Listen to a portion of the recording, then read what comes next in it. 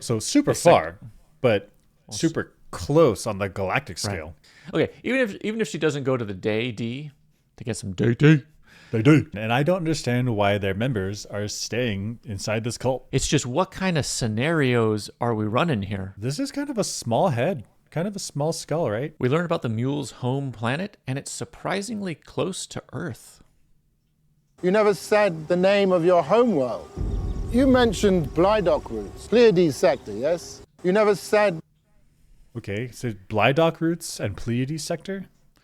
So I think Blydock roots is made up for, it's a location on some planet. But the thing that set me off was Pleiades sector. Now, Pleiades is a open star cluster. Okay. In, like, we can see with the naked eye, which means it's close. It's close to us. Because I see. I looked it up. It was something like 400 light years away from the sun. Uh-huh. And which means the Pleiades sector is probably related to the Pleiades cluster. Mm-hmm. Yeah. Which means it's from Earth, where we are right now. We're talking 400, maybe 1,000 light years away. So super far, but super close on the galactic scale. Right. So super far. But in the sense of galactic, if we look at the scale here, they have little. I put this picture here. Okay. If we look at the scale, starting at the first, go ahead. Here's the sun. Yep. And then the scale. So if we go down along the vertical axis, it says at the edge it's 30,000 light years, and if we go up on this axis, it goes to 75,000 light years. So we're talking the width of the galactic disk is like 100,000 light years. 100,000 light years. So 400 is like up in here. Yeah, it's like real close to the sun. Right. So I don't know if you could draw a radius of how far realistically a Pleiades sector might be. I don't know the farthest extent. We're talking pretty close to the sun. So that's shocking. Yeah, the Mule right is here.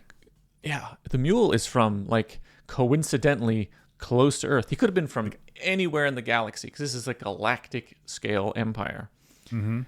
And he's kind of like our homeboy. Like he's like he's very close to us. He's like the next, effectively the next city over.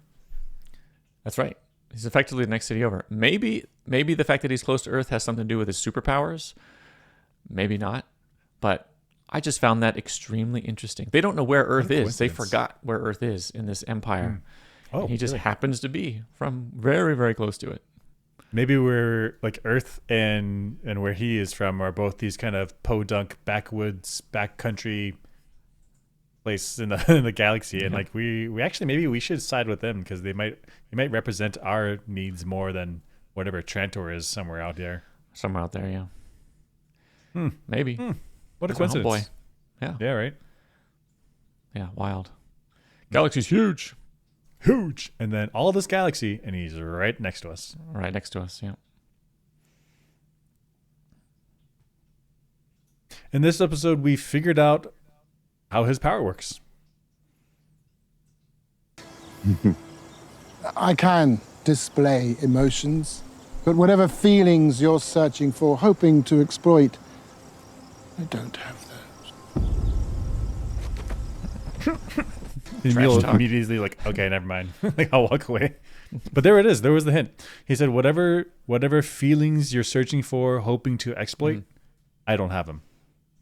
So that I think that's how the Mule's power works. He like feels your feelings. He's some type of empath, something, and then he's like, I can tweak that. I can change that. I can move that around.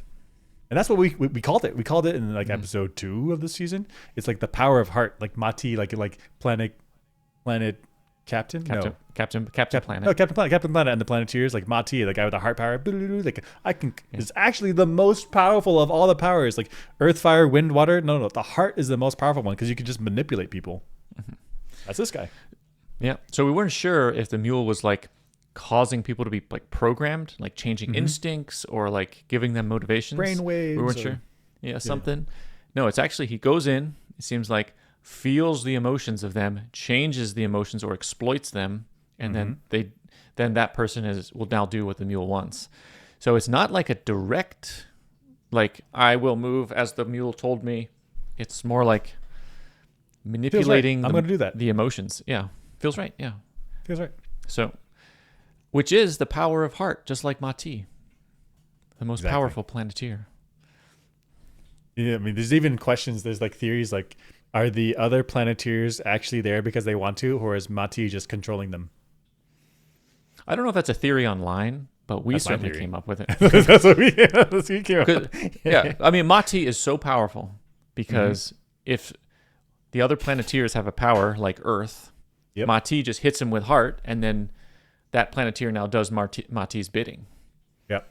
And then if And he Mati can, like- feels bad about manipulating his friend, he hearts himself, and he no longer feels bad. Feels fine. Not a problem. Feels fine. So Mati can talk to animals and get them to do whatever he wants. What are humans? Animals. we're animals. We're not plants. We're That's animals. right. Now the big question is, can Mati manipulate Captain Planet himself? I don't know. I don't know. But we He did can definitely. Yeah. Go ahead. He can definitely get earth and water. He's like, I want a pool. Got a pool now. Yeah. Yeah. Yeah, I need to excavate. Then I need to put water in the pool. And I got a pool. I want like a custom brick oven for pizza. Like, hey, fire guy, get in there too. Get in there too. And now we're having a good time. Mati's house that's is like this gigantic mansion. If the mule was good, that's what he would do. He would manipulate Right. people to make a house and have a good time, and then he would Public just live works. life. Build the pyramid. But he's so twisted up inside that he uses his heart power for evil. But he met his match, the virtual simulation of Harry Seldon. He can't manipulate. That's right. That's the perfect counter is having someone without emotions. That's right. Ooh, I wonder if the mule can act upon Demerzy. She got feelings. She looks like she has feelings, and if she has feelings, I feel like she's vulnerable. But maybe his powers only work on humans. I don't know. Hard to say. Hard to say. Is there like a vole in here? And he's like, hey, vole, don't dig there. Like, I don't know. And the vole's like, okay, I'll dig over here. And he's like, damn. I'll dig over. Oh. Well. You did what I saw. You did what I wanted, but kind of also not. Like, dang it. Next thing is the mule like goes to lawyer school to like lawyer school. He goes to law school to like figure out how to like nail down contracts. Is that the way to get out of the mule's manipulations? Is you go to law school, and then the mule compels you to do a bunch of stuff. You're like, technicality, I can do whatever I want. And then he's like, well, don't do that. And he's like, technically, I can do technically this. And so this. you just technically. Dodge. He's like, I can't manipulate you because you're just getting out of everything with the technicality. maybe that's the way out.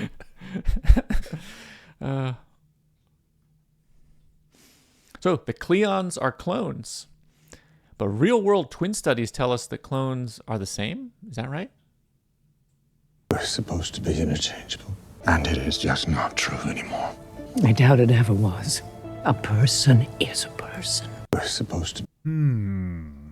So my question is, he says we're supposed to be interchangeable. And I think like a quick reading of the twin studies in real life tell us that clones, twins, have a lot of the same behaviors.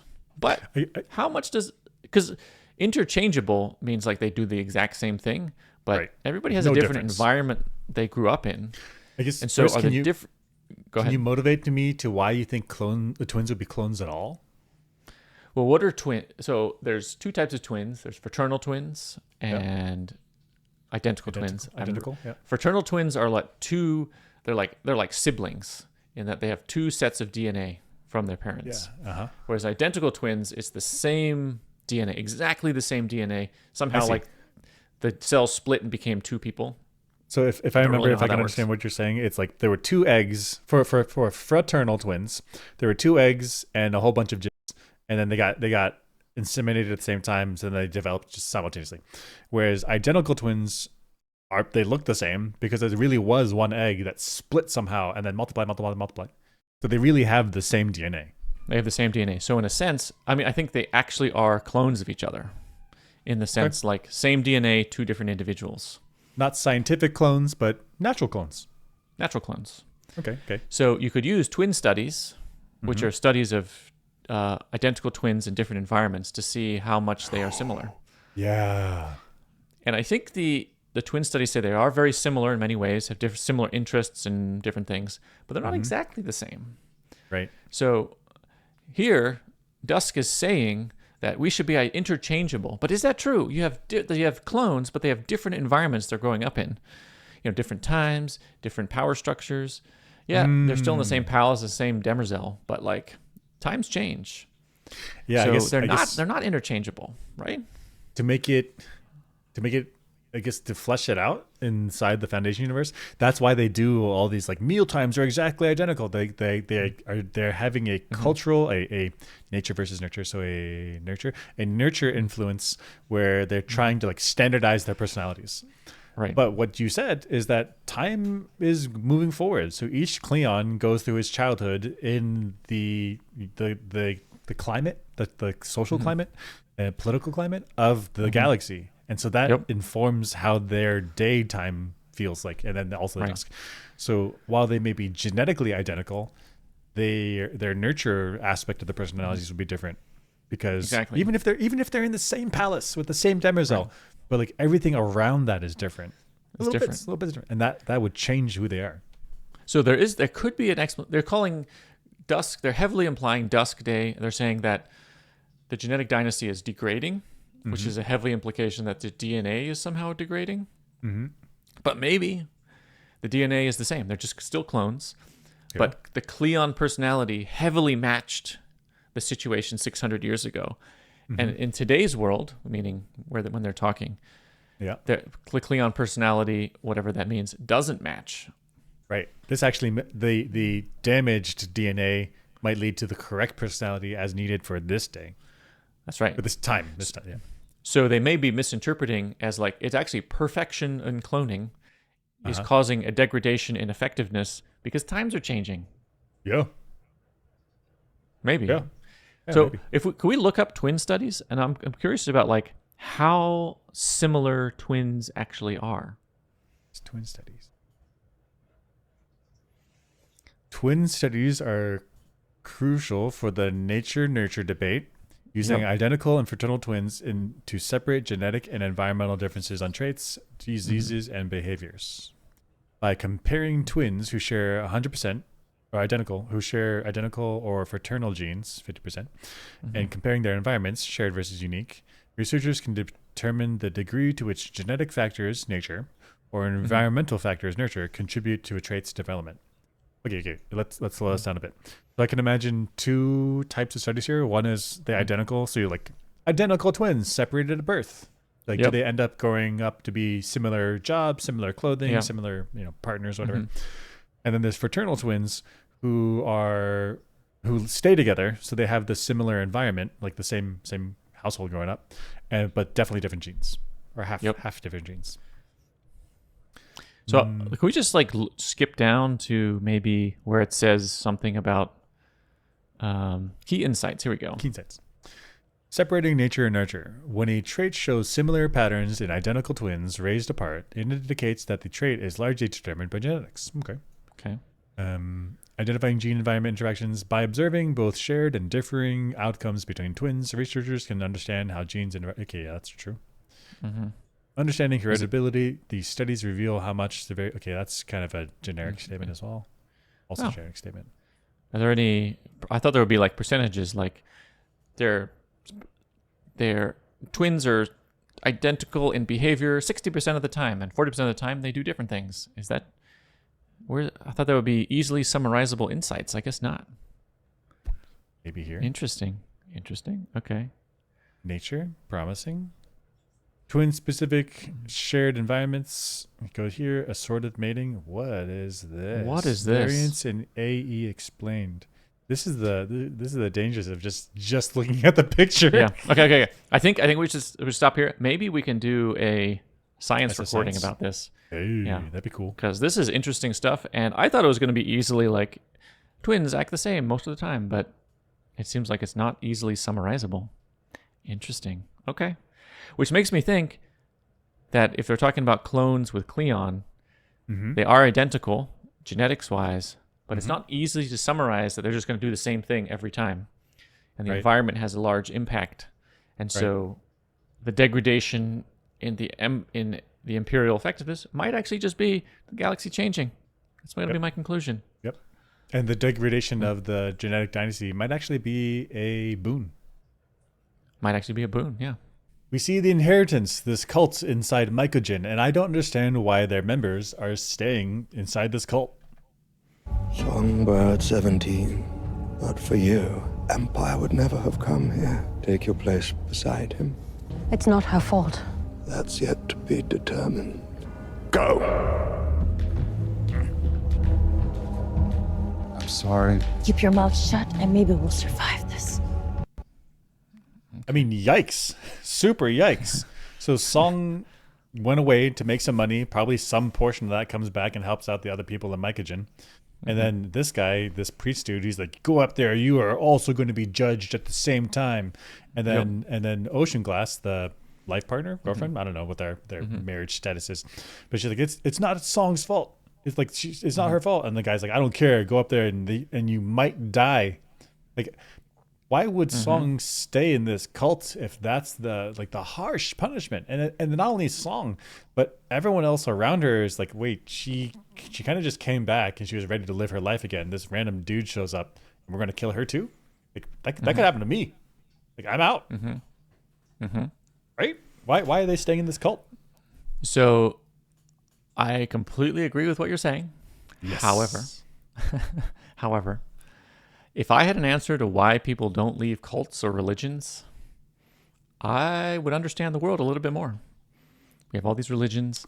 True. A lot of them are violent and have been violent in the past. And they have been staying strong. People haven't been leaving. People aren't like, let me rethink my religion, then leave when they see inconsistency. Like if I had to answer this question, why don't people leave? I feel like I would understand people more. That's a good point. And yeah, that's a good point. And in fact, I guess make it a little bit concrete. It's like when someone gets ostracized, you don't think, oh man, I could get ostracized. You think they got ostracized because they did something bad. As long as I don't do that, then I should be good. Should be good, yeah. And there's also like, if I get ostracized, it's like from my religion, family, culture, whatever it is, it's like social death. Like it's a traumatic experience. So even if I'm like, people are doing bad things, people are getting violent, like I don't want to leave. It's like ripping my soul from me if I leave my religion, culture, whatever. And I mean, it's like, yeah, go ahead. Heck, back in the day, to be socially ostracized was the same as death. Because you had pooled skill sets, pooled resources, and so unless you're ready to go be a mountain man and you have all the skill sets you need to be like off grid, unless you have all that dialed in, then when you get kicked out of culture, you're effectively dying. Yeah. So even if a religion doesn't have this like, if you leave the religion, you should be killed. There's still like heavy social consequences for this. And even without the heavy social consequences in like the United States, religion is a heavy influence on everybody's lives. And there's not that much punishment for leaving. You're free to leave. And people still don't. So it's like, why not? But so here, I think the answer is the same as in our world, which is the inconsistencies are piling up. The violence is piling up. The power politics within the religion is piling up. It's like, this is so many reasons to doubt what this is. Still staying. Yeah. Right? It's hard to, I think your assessment is right. It's at the very like most shallow level, it's hard to give up everything you know. Right. But at the same time, you're pointing out these like, why doesn't she leave? This is like super yikes. Yeah. And from the outside, it looks like just leave. Just leave. You could go live at the palace. That's right. Put those memories back in and go get some day-D. Day-D for all of time. Hell yeah. Hell yeah. You could be like, go find that priest. I'm Day's wife. Go find that priest. Kill him. But it's hard. Okay. Even if she doesn't go to the day-D to get some day-D. They do. She could just disappear into Trantor. It's an enormous city. What are they going to do? Track her down? Like, no way. No way.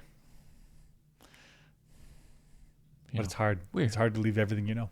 Cults are weird. Religions are weird. Like that. Yeah. mean, she probably doesn't even realize that she's in a cult. That's It's right. just a culture. It's just the people. It's just a religion. Whatever. That's actually right, yeah. What's the difference between appeasement and diplomacy? The Cloud Dominion is the largest contingent not yet folded into the Council. Luminism is a large faith. We represent 5 trillion souls. What do you want? We want to give Trantor to the Mule. Is, in my view, only the prelude to a larger settlement in which Empire. Oh! may find peace. The Cloud Dominion is a... Okay, wait. So can you explain that for people that don't know what this clip is? Okay, so this is Prime Minister Chamberlain. He went to go talk to Hitler. Yep. And they did some negotiations, and they agreed that Hitler would take over some land. In exchange, Britain and Europe would be at peace. Yeah. And now we know that Hitler goes on a rampage around Europe and kills a bunch of people, and Holocaust happens, all the things. And people looked back at this point in time and said, Chamberlain, you were appeasing Hitler. You couldn't see the evil that was just right on your doorstep. Right in front of you. Yep. Right. So you made this agreement with the devil, with this horrible person. And of course he was going to break it. Like, how could you not see? But at the same time, what's the difference between appeasement and diplomacy? Like, you got to go talk to your enemy. You don't do diplomacy with your friends. Right. Because at the time, in the moment, it was diplomacy. Like, you want these things, we want these things. Let's negotiate it out. Let's figure what the answer is. Right. It's only like after the fact where you're like, that other guy was evil. You were appeasing them. Right. You got played. Got played. So like in this scene, it feels like this guy from, what is he from? Cloud Dominion? No. Cloud Dominion, He's Cloud Dominion. He's like full appeasing the Mule. He's like, I'm going to give him over the entire capital planet of Empire, and hopefully he'll leave us alone. He won't touch us. Maybe that'll be enough for him. Right. So it's full appeasement instead of fighting. It feels like this is appeasement. But then if you're weak and you can't fight back, shouldn't you do some diplomacy? That's right. Right, because it's that or you get your entire civilization crushed. Well, diplomacy in that case would be appeasement. Like, please don't crush us. Let our culture survive. But you'll just be in charge. Like, that's is diplomacy, but that's also appeasement. So these three are looking at the situation in the galaxy and saying the Mule is overwhelmingly powerful. We want to survive. We'll give him Trantor, and maybe he'll back off. And the alternative to that is destruction. Is that appeasement, or is that just trying to survive? Yep. I don't know. Yep. Should you, if somebody is evil like the Mule, should you just fight to the death? And if you die, well, so what? On one hand, you stood on your morals. On the other hand, your grandchildren will never know about it. Right. They'll never know. Maybe what you do is you appease while simultaneously building an underground movement. That's right. Guerrilla warfare. Delay it, offset it. Yeah. And then hopefully someday your guerrilla movement that you stoked at the beginning can grow enough to topple whatever the Mule ends up being in the end, and then you win the day. I mean, the Mule is this warlord because he personally has this psychic powers, but he doesn't have immortality. Right. It could be that the rest of the galaxy is like, you know what, we'll lay low, let you live your life, do your thing, but once you're dead, then we'll come back. It could be, right? Could be, yeah. But it will feel like appeasement, like a giving up, surrendering, and then having a resistance movement in occupied territory. That doesn't feel so good. You got to stand up, feel good. Face your enemy head on. Don't be a coward. But your grandchildren may never find out about your deeds. Everyone's dead. Everyone's dead. Yeah. Not easy. Not easy. Is this in summary. So during Day's trial, we learn about robot lore and how humans defeated robots. How did the humans defeat the robots? What? Empire covered Trantor in a flood of golden blood. Robots were marked for extermination. They were hunted, eradicated. They were dismantled by their creators. When it was done, there was only one who still abides, waiting to return and remove all cruelty. Daniel, our savior. Empire covered... Okay. So robots, they live forever. We know Demerzel lives a long, long, long time. They're very smart. They're made of metal. Metal, right? So bullets like ding, ding, whatever. So, I mean, even if you can kill them with firearms, humans are way softer. We can be killed by much less. And robots can have an arm ripped off, and they'll still keep going with perfect accuracy with their weapons and all kinds of stuff. How in the world did humans defeat robots? Robots have so many advantages. What is this? What is this? Let's list more. So human, if you like damage the arm, that's several months of it's taking for it to heal itself until it's ready to be back in the fight. Whereas with the robots, we've seen Demerzel like with their tools like fixed, not a problem. Right. Okay. Also, humans, when we communicate, we're like shouting instructions to each other. But what Demerzel said, she said the clasp is like this instantaneous connection between however many people you want to network. You have like perfectly coordinated attacks. How can humans compete against that? Right. There's just like, there was a rebellion of robots, and then humans with all their power and just spilled robot blood. Okay. Like, but how? I have an idea. I don't know what the numbers were like, but it could be, say if there was like 50 robots and 10,000 humans, and like neither side had weapons or whatever, no guns. Like I think 10,000 robots against 50, there's 10,000 humans against 50 robots. Even if the robots are like slash you dead, like eventually they're like my robot body is just covered with human corpses. Like I can't manipulate my arm anymore. Like there's just stuff on me. Maybe? I see. So you're saying in like a sword fight scenario. Yeah. Then robots versus one robot. If the ratio of humans to robots is low enough, humans may take huge casualties, but eventually they'll be able to take out the robots. Yeah, like literally just even if without swords, just a wrestling competition. Like at some point, there's enough just human bodies just covering the robots that the robots like I can't physically move. Okay. And then in a gun scenario, it would be the robot has like perfect aim, and it can take out humans quickly. But if you have a huge number of humans, eventually some humans before they're shot are going to be able to get off shots, damaging the robot. And you do that enough times, robot is killed. You just with enough people, with enough triggers, with enough guns, with enough triggers, you just volley, and like you hope that somebody gets it. Right. So it's like in an RPG, an MMO or something. There's a really, really heavy boss, and you need lots and lots of people to work together to do it. Yeah. Then with our powers combined, we can defeat the boss. Combined. Maybe. Yeah, maybe. Maybe. So I think the heavy implication is that robots are really, really expensive to manufacture. And so they cannot be manufactured in sufficient quantities to overcome the human population. Maybe that's what triggered the war to begin with. The humans were like, the population of robots is increasing. If it gets past a certain point, we won't be able to take them out. So let's take them out now. We got to take them out now. Yeah, maybe. Okay. Can we game it out? Can we game it out a little bit more? Okay. What are robots susceptible to? Like EMP, I guess? Explosions? Yeah, so physical explosions. And what I was thinking about is like their inherent circuitriness. Whereas like a human, you can give them an electromagnetic pulse, and I think they're okay. Like I don't think it affects biological systems, but for circuits, big problem. You just messed up a bunch of diodes, and now like the electricity is not flowing correctly. So maybe that's how it happened. I see. So you want something that's robots are vulnerable to, but humans are not. That's what I'm looking for. Yeah, I think EMP is the one that I can think of. Blast them with very, very strong electromagnetic waves. Right. I would say power, but I haven't seen Demerzel like plug into anything, and the skull thing that we'll see later on, like it turns on, even though it's clearly just a skull. Like their batteries must be amazing. Must be amazing. Yeah, that's a huge advantage because humans got to eat, they got to drink, and the robots can survive for it seems like hundreds of years, at least tens of years. Without recharging. That's incredible. What an advantage. What a tactical advantage. What a force multiplier. Yeah. Interesting.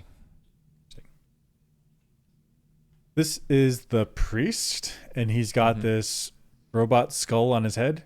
And my question was, this is kind of a small head, kind of a small skull, right? Compared to like a human. And so is this a small model Or is this a child brain? Like child skull? Like an adolescent? It does look a touch small. Right. Compared to his, I mean, maybe he has a big head, but possible. I really notice it with the gap or the distance between the eyes, and then also just the physical size of the eyes. Like, okay, it's because normally I would look at the jaw, like the mandible, like, and then get the overall image. But I mean, clearly not here. So then, what drew my attention was the distance between the eyes, and then the eyes. It just looks small. It looks small. Yeah. I have a couple other pictures. This one's maybe hard to tell. Maybe. I don't know. Still looks pretty tight, pretty small face. I mean, if this guy is, say, 6 foot, sure, and they built a robot who's 5'1", female edition, that could be different. Maybe I guess I don't know. I don't look okay. Tomorrow when you walk around outside, try to visualize the size of people's skulls, like serial killer stuff. I don't know. I mean, so my understanding of people's heights are really different. It's like leg and torso, but I don't know. I guess my question is, how different are people's heads? I mean, based on I bought a baseball cap and I need the very, very largest size. Yep. I think it's way too big for most people. So there is some difference, but that's circumference, which is not radius, which is harder to see. True. But if I put the hat on my nephew's head, it's just like, okay, well, your nephew's like a kid. well, yeah. I'm just Okay, no, you're supporting me. Okay, yeah. So if it's a child-sized head, then yeah, the head dress is not gonna fit. Like this thing's gonna be loosey goosey. Right. So, but if I put so nephew's a kid, hat's way too big. But if I put the hat on a woman who's 5'1", I think it's still way too big, just less so.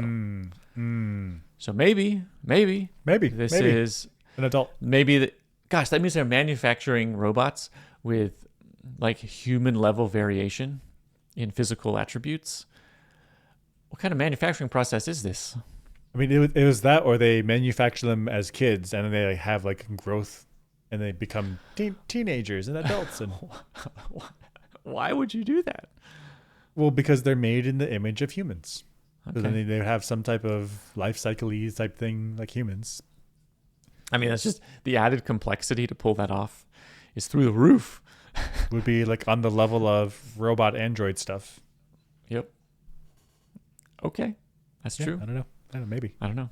Looks small, right? Looks small compared to this. It does look small. It does look small. Look at that guy's maybe the staff is leaning away. I don't know. Looks small. I mean, it could be that guy just has a big old noggin. Look at that thing. It could be a big old. And they're like, you should be a priest. Look at your brain power. It's so Here's big. Your brain, yeah. Yeah. Here, Bayta is talking to Empire, and she's like, "You don't know my OnlyFans? What?" You look familiar. Bayta. I'm Toran and Bayta. We do scatters, red carpet appearances. You look familiar. Bayta doesn't say, "Oh, I have a podcast or I have an OnlyFans. You know, I'll show you some clips. Here you go. That's who I am." No, she's like, "I'm Bayta. You don't know? From Bayta and Toran? Bayta and Toran. You don't know? Yeah, that's our brand. Yeah, this is our website. We do red carpets. Like, what you don't know? Yeah. Like, we're the thing. Like, we it. Like, lady, this is Empire. He's got an entire empire to look over. He doesn't know your particular OnlyFans. That's right. There's trillions of people in the galaxy. Toran and Bayta are in Foundation, so we're talking about crossing a border as well. Yep. And she's like, "We're so huge. Our OnlyFans, because they're like eating naked and stuff." Yep. Right. So tits out. Titties. So it's like an OnlyFans account. Her OnlyFans account has so many subscribers, followers, whatever you want to say in this scenario, that she's surprised that Day doesn't know who she is. This is the most massive OnlyFans account of all time. This is incredible. Right. She got some reach. She's reaching all the way into Foundation, expecting Empire to know who she is.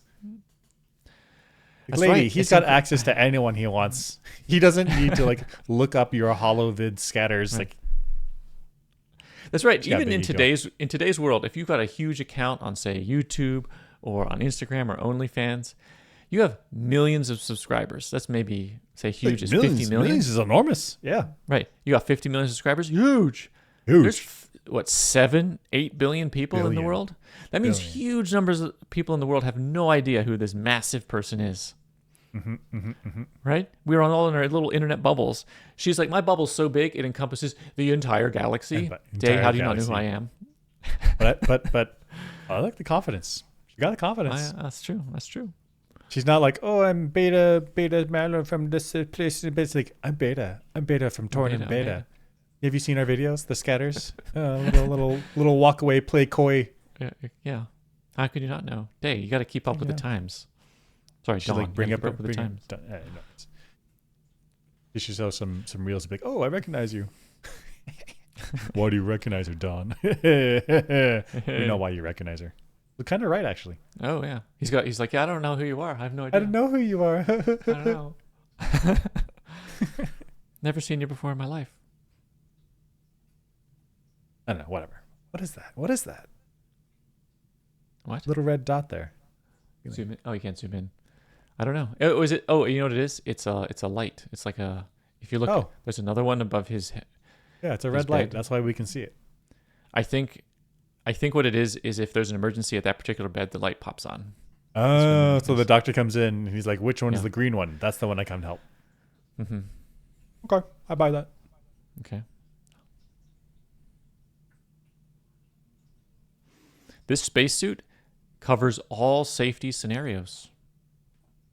My space rig had to keep me alive. It needed heat and energy, so they had harvested it from my body. My space rig. First of all, is that true? Is that something that would need to happen? I think so, right? I mean, if the batteries run out and there's nothing else, solar panels are out of the question. There's clearly a star. I mean, if you're out of energy, batteries you would use to for a heating element, because you got to keep the human warm, and you're constantly radiating light out in the infrared just because you're warm. So you're constantly losing energy, which means you're constantly getting colder, which means humans need to be at whatever human range temperature. You got to keep the human warm, which you could do with a battery, as you said, battery with heating coils, generate heat. Yeah. But you're saying if the battery runs out, now we're in trouble. Now we're in trouble. We have problems. Yeah. So, and I guess you can't cover the spacesuit in some kind of photovoltaic thing as a backup. Maybe he's too far away. So there's even another option, which is harvest, parts of the body to generate the heat. It's just, what kind of scenarios are we running here? This spacesuit. Let's say it's just a guy working the space docks, and he's like, I put on my spacesuit, do my 8 hours, and then get on my spacesuit. And it's like, the designers of his spacesuit were like, not only could he get into a safety issue, he's going to run out of power, he's going to run out of solar. So we got to put this extra feature where he's going to eat his leg to heat him up. Yep. What kind of features are these? Yeah, I can imagine some manager. He's like, "You're doing what?" And the engineer guy's like, "Oh, he's going to eat his legs." They're like, why are you even thinking about that, dude? Yeah. Like, oh no, trust me, this might be important one day. Like, how bad are our safety procedures that we're losing guys left and right to the wild space beyond, and they got to eat legs? Oh, maybe. So what you're saying is maybe that this is not a design that they thought of in the laboratory. This was something that they learned from experience. Like, people were getting lost in space and freezing to death because they couldn't get rescued quickly enough. So they're like, if we can just get a few more hours, we can save people's lives. And the way we're going to do that is we're going to harvest some organics, some tissue. Yeah. And I guess where would I want it to be? Where would I want to be harvested? Yeah, that part of the legs. Yeah, for sure. Because if you harvest my entire foot, that's challenging to rebuild. But the skin on that part of the leg, actually, sacrificable. So that means the people who are doing these space, construction, space docks, whatever, they're running into so many safety issues that they need to harvest legs. But they're not like, let's change procedures. Let's put little trackers on the spacesuits. Let's have check-ins every 10 minutes. No. We're not going to do any of that. We're just going to keep doing our ridiculously unsafe procedures. We'll just buy these new expensive suits. With new advanced suits. Like, what? Oh, cool. The Mark III. What's the difference? It eats your legs. No. Oh my God. No. Can we make some robots instead? What are we doing? Can we just have a rescue pod? Like, what are we doing, boss? Can I get like like an extra backpack? Like, I'll carry it. We're in space. It's not heavy. Like, I'll carry it. Yeah. Yeah. Can I have an extra battery? Jesus Christ. What is going on? Wild. But it worked. But hey, can't argue with results. Can't argue with results. That's right. This is a dope scene of Day. So he almost died, yet he still mentally spars with the mule. Do her people have a base, fortress, some secret planet? If I know, sop it up. You don't know. She kept secrets from you. Dude, Dawn is the only person in this show so far that's like, you have this power, you can control people's brains. If you want this, you want me to answer this question, I don't want to answer it. If you have this power, just take the information from me. Like he almost died, his legs are all messed up, he's experiencing pain, but he's still the only person in the entire show who has been like, hey, Mule, do your thing then. Do it. Go ahead, do it. It has been weird that nobody has been like, well, Mule's in the room with me, I'm fucked. You know? I'm done. Like, whatever. He can control me, it's over. Yep. It seems like Dawn is the only one that actually believed the intel and was like, well, if you want the info, just go get it, bro. Like, why are we playing a cat and mouse game? Like, you're the cat, just do it. Yeah. What's the problem here? So he still has all this mental faculty, all this like bravado of being Empire. Yeah, it's pretty cool. Love it. But also, what the heck everyone else in the show? Why is this guy like, I'm going to ask you questions? Like, just take the thing. What are you doing? I mean, I think maybe the Mule is like, I want some human connection, please. Can I have some human connections before I do my mind control? Just tell me something. Oh, he's not giving me the information. That's weird. Mind fetish control. Stuff. Another person that I can't. That I'm alone again. He won't tell me voluntarily. He has no people skills. Yeah, ultimately, he didn't have enough friends. Should have joined a baseball team as a kid. Yep. Oh, that's it. All right, and that's it. See you guys next time for Foundation Season 3, Episode 9. 9. Cool beans. Cool. For some reason, I didn't think that was the last one, but I guess it was. Yeah. That's the end. But on procedures. I did feel like there was more meat on the bone there at the end. I thought we wanted to talk about the... More meat on the bone? Nice. Man, we didn't... that's a good joke. We didn't say it. That's too bad. We can still cut that and then release that bit as that's true. Independent. That's true. Yeah, I thought we wanted to talk about the fact that he didn't use the mind control. You're like, why didn't he just use the mind control? Just, Maybe I pulled out because we talked about that like episode 7. So it's. But I see. Yeah, well, I mean, if I remember when we were discussing it, he didn't use it in episode 7. We came up with a reason. But there, it's like, yeah, you want to get rid of you want to have people around who aren't under your mind control, maybe for intel purposes. But this is Empire. Take the opportunity right now to do it. This is a high strategic pivot point. In fact, he's like such a powerful person that there's only 3 of them in the entire Empire, and he's like a high power person. Like, just use it, because you could ask that one specific question, but also you could get anything from him, and he's like he's an important person. That's right. So like, yeah, you might keep some people around, but like Empire, you do him immediately. God damn it. Yeah, do him. Do him right there in the bed. He can't escape. His legs are broken. Insert your mind powers into him and extract intel. Yeah, I get it. Exactly. Yeah, weird that they had a conversation. Why not just use your power? Right.